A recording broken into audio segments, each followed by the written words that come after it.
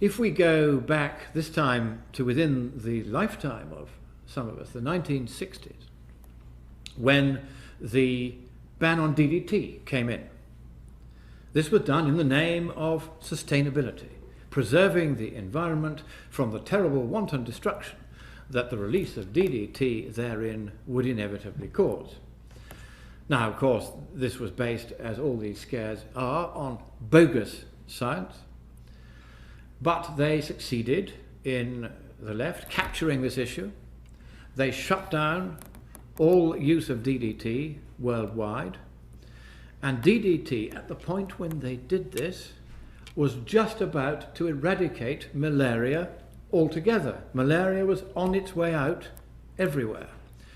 Deaths worldwide had fallen to 50,000 a year. Bad enough, goodness knows, but a lot less bad than they had been when, for instance, most of North America was malarial in the 19th century. It isn't now because DDT was widely used and eradicated it.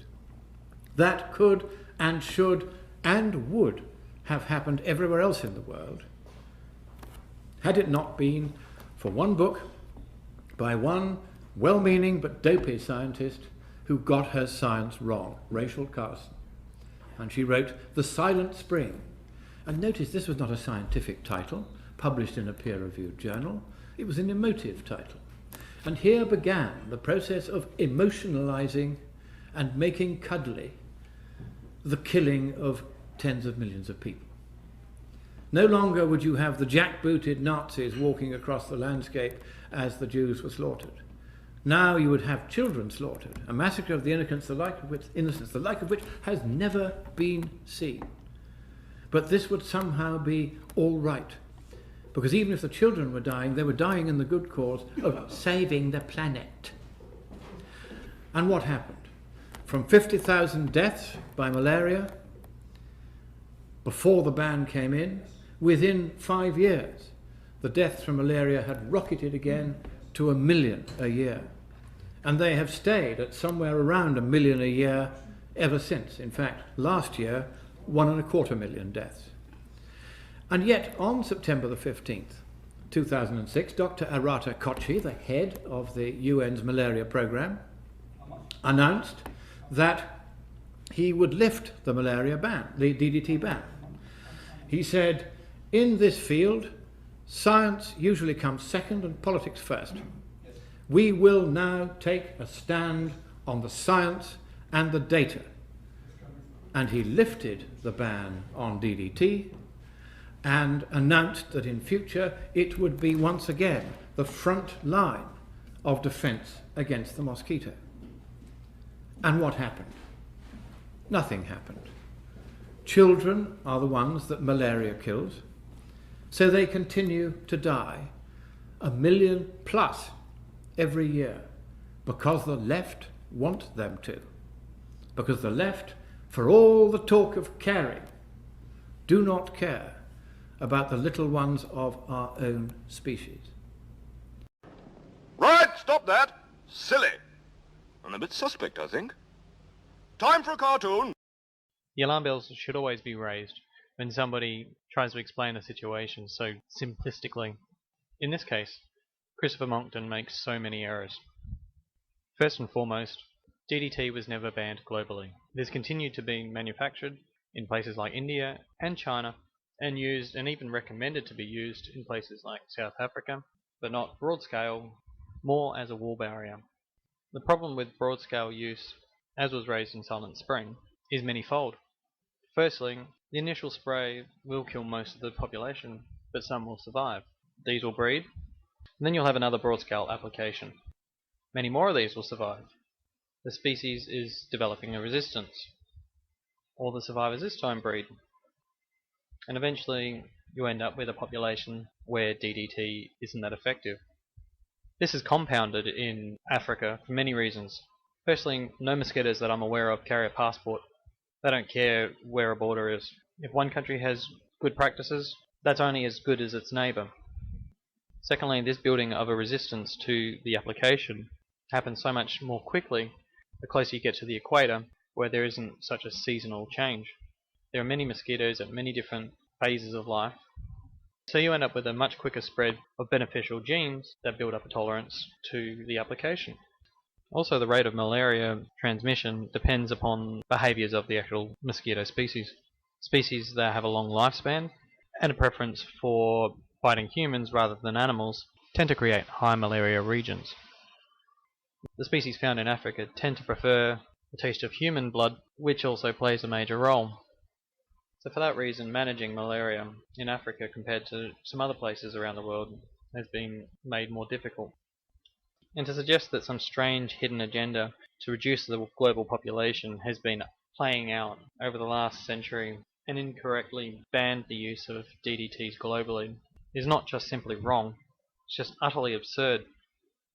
So the road forward for Africa is obviously complex, requiring many different policies and procedures, insecticides being one of them. If Christopher Monckton truly cared about the little ones, as he suggests, he should spend more time in advocacy work for people like Nets for Life. But in essence, what he is trying to do is what I did in my first satirical look into the true life of Christopher Monckton. Reality is made up of many different elements. Some of these are obvious, some are less so, and through critical analysis in one form or another, eventually we can discover the truth with some certainty. By removing or ignoring certain elements of that reality and filling in the image with a patchwork of unproven assumptions, you can build something that seems plausible but is no longer reality. Taking in true elements such as Christopher's claim to have invented something that can cure pretty much everything, his skepticism towards climate change, his creation of the eternity puzzle, and his claim that Obama may not actually be the president of the US, and filling in the gaps with my own assumptions, I was able to build something that was structurally sound, but just blatantly absurd. And pinning down my presentation to the true elements by putting in those videos of his, and breezing over my assumptions, I was able to build such a story. What Christopher has done in this presentation is largely the same thing.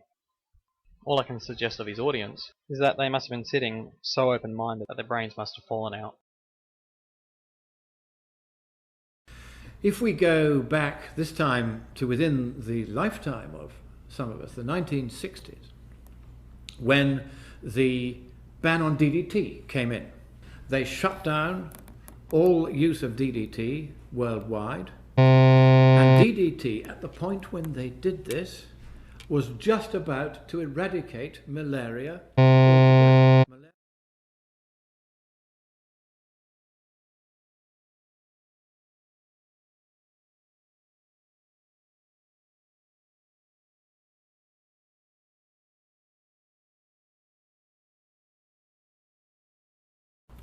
Had it not been for one book by one well-meaning but dopey scientist who got her science wrong, racial colour.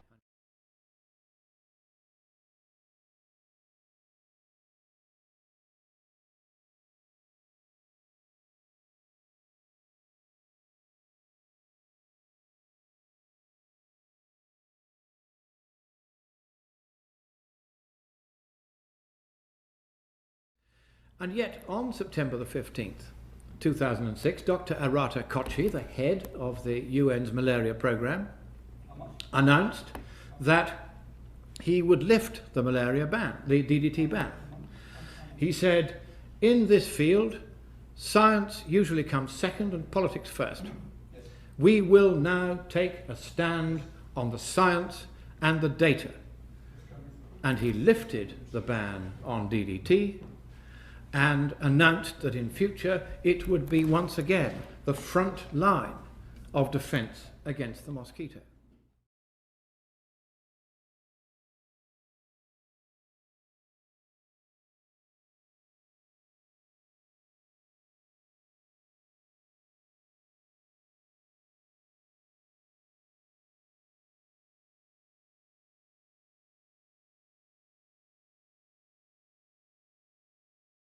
And here began the process of emotionalising and making cuddly the killing of tens of millions of people. Now you would have children slaughtered, a massacre of the innocents, the like of which has never been seen. But this would somehow be all right, Because even if the children were dying, they were dying in the good cause of saving the planet.